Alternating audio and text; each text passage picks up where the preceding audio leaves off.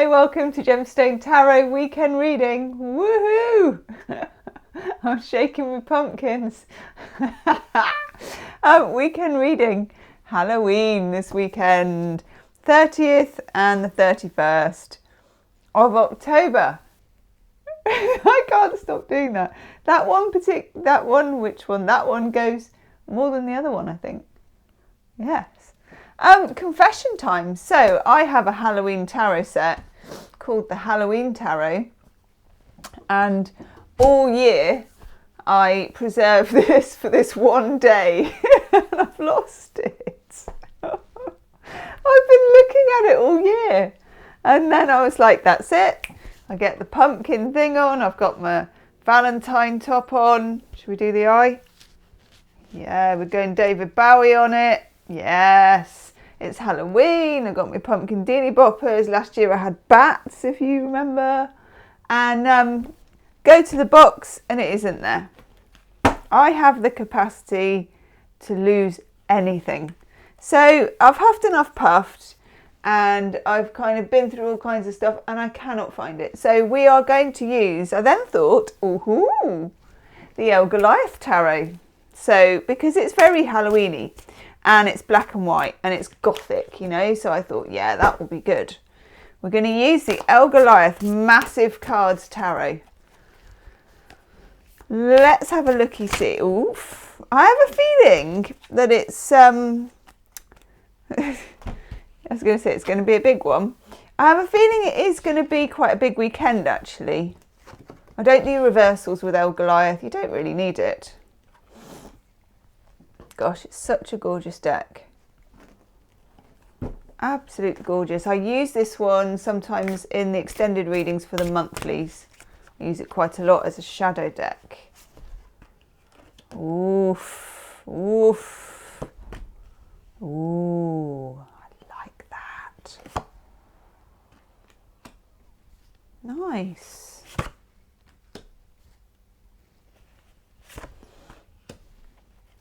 I might do a bit of camera down on this one because they're just so visual and gorgeous. So let's have a little biddly bop and just see. You can go, Billy boop, Billy boop, Billy boop, my pumpkin. Billy boop. Ha! Oh, okay. Woohoo! Right. Itchy nose. Probably better actually if I do that, because then you're going to see them. Oh yes, they are handsome. I'll show you the one that's hiding under the box as well in a minute. Right, and then we'll take a closer look. We're going to start, let's start actually with the one that's hiding under the box. The Page of Wands. The Moonscaped Messenger. Nice. So with the El Goliath Tarot, he kind of, I think he is a Scorpio as well, which is good because we're in Scorpio season and all the rest of it. He calls it, you know, the Page of Wands as normal, and then he gives it like an El Goliath name, which I really, really like. So this is the Moonscaped Messenger. It feels like to me this is a message coming in of some kind, and we talked about this, and it could literally be a message like a text message or an email or a phone call or a missive, as we might say, but it could also be, do you remember we were talking yesterday about people coming in to test your boundaries? It can also be a message that you get through something like that. Page of Wands means it could be quite sudden, so it could come in like boom, there it is, and you think, oh God, okay, right. You know, pick up your phone like, oh, didn't expect that. So this is the message, and it's quite, not forceful, but it's, yeah, it's coming at you. It's Page of Wands. Okay. And then up here, 5 of Cups, the spilt regret. So it could be an apology. It could be somebody saying about regrets. It could be somebody who's not saying about regrets, but they're feeling regrets as well. Do you know what I mean? Where it's hard to have a serious conversation when you've got pumpkins bobbing above your head. Sometimes people don't, in fact, very often, how many people go, oh, I'd like to have a conversation with you and I regret X, Y, and Z. That doesn't really happen. But sometimes you can tell, especially if it's a family member, that underneath they want to say that, It feels, I don't know why I want to say the word retribution, but I do want to say the word retribution. And let's face it, I've said it twice now. We also have, see this, I bet this has drawn your eye. This is the Knight of Swords. And it's a weird looking card, isn't it? And it's called the Hooded Brother. And it feels like when you get the Knight of Swords, traditionally, that is a messenger as well. And when it comes in, it can be wounding. But I often find with the page, not so much the page, but with the Knight and the King, there is a truth in it. There is a truth in it, which is probably why it's so wounding. If you can see beyond, whether it's your pride, whether it's that you're just hurt, if you can see beyond that, there is a truth worth knowing.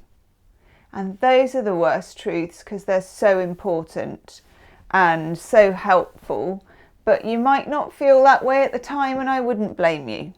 Okay? This is nice though. 6 of Swords, the brand new journey.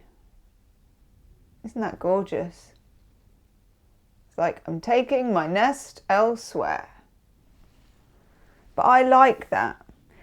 Journeys made in Scorpio season on Halloween weekend, they are a bit like, I'm taking my nest elsewhere, and it's all a bit black and white, So don't expect this to feel that warm and fuzzy. It doesn't feel warm and fuzzy. It doesn't feel all that cozy or comfortable.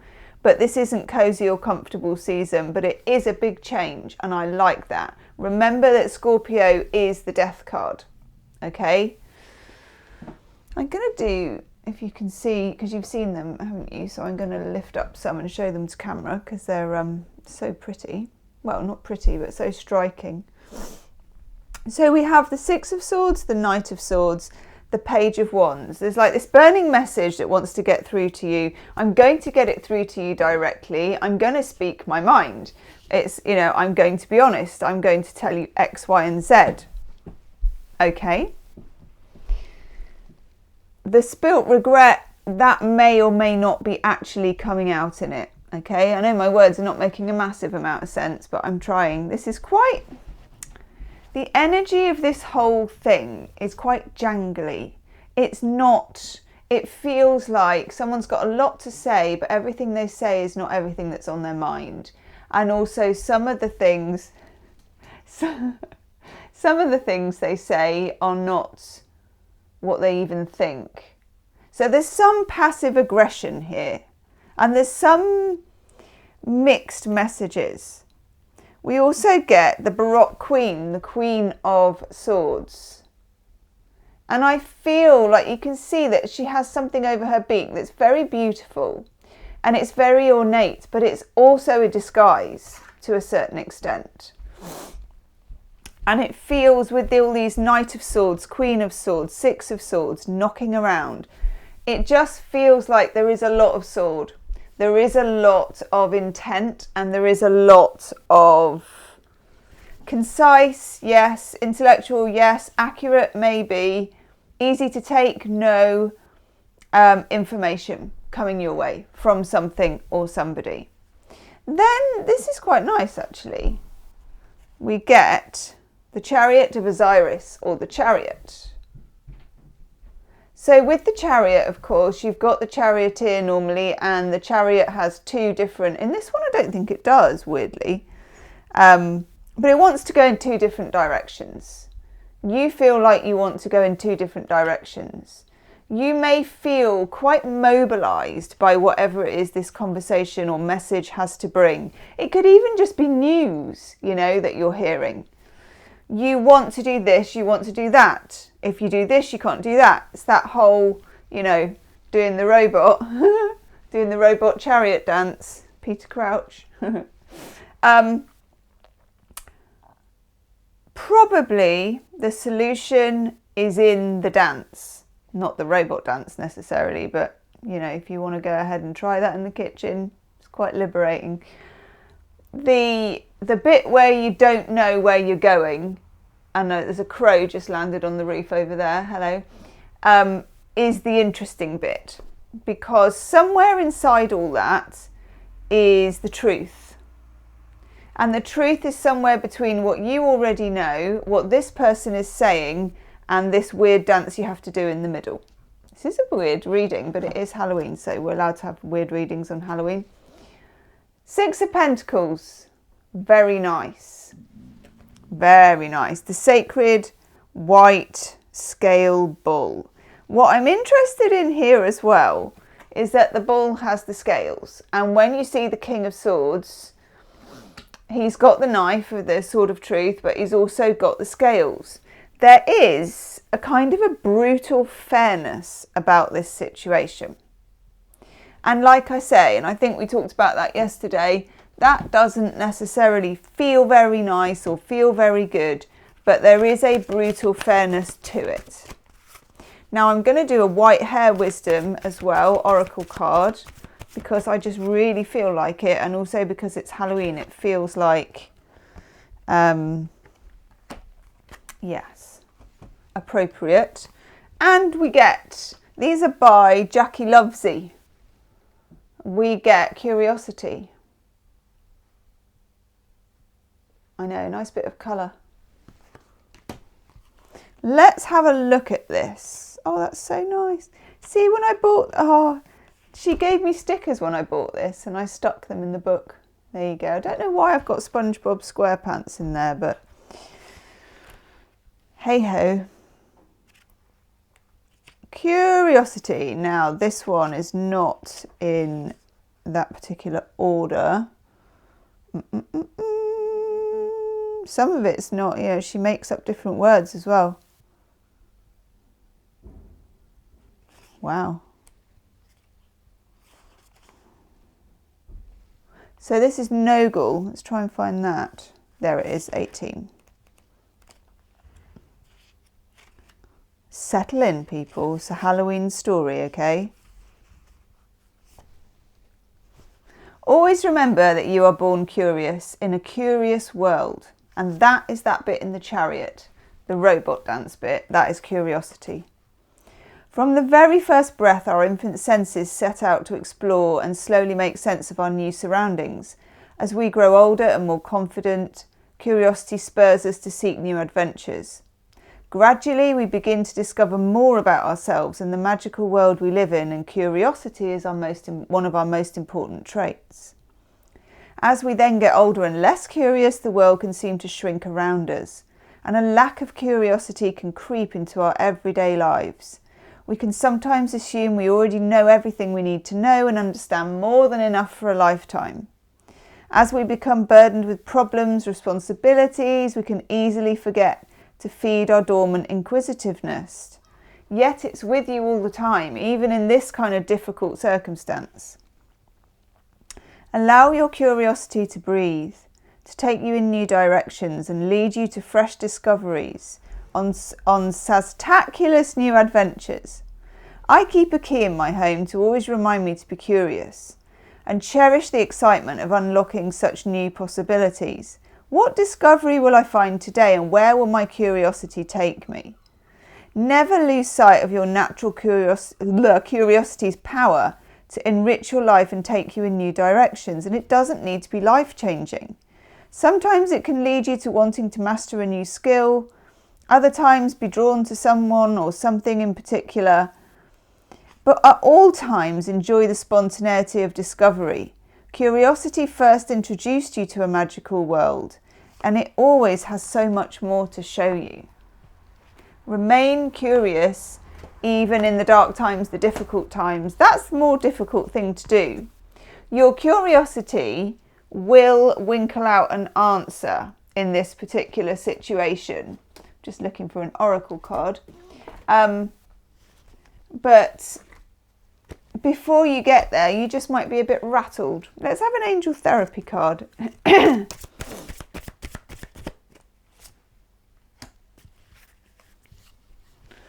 Oh dear. There you go. Singing and dancing, or doing the robot, okay? It's the dance of knowing and not knowing where you find the answer to this particular dilemma. Leave me a comment. Happy Halloween, and I'll see you soon. Namaste. Eagle-eyed people among you might have noticed there was one card I didn't do in the Halloween reading, so I'm just going to quickly do it now, actually. And it was the Sacred Fire. Weird. And I've talked about when you're doing readings, be very aware of the card you don't notice.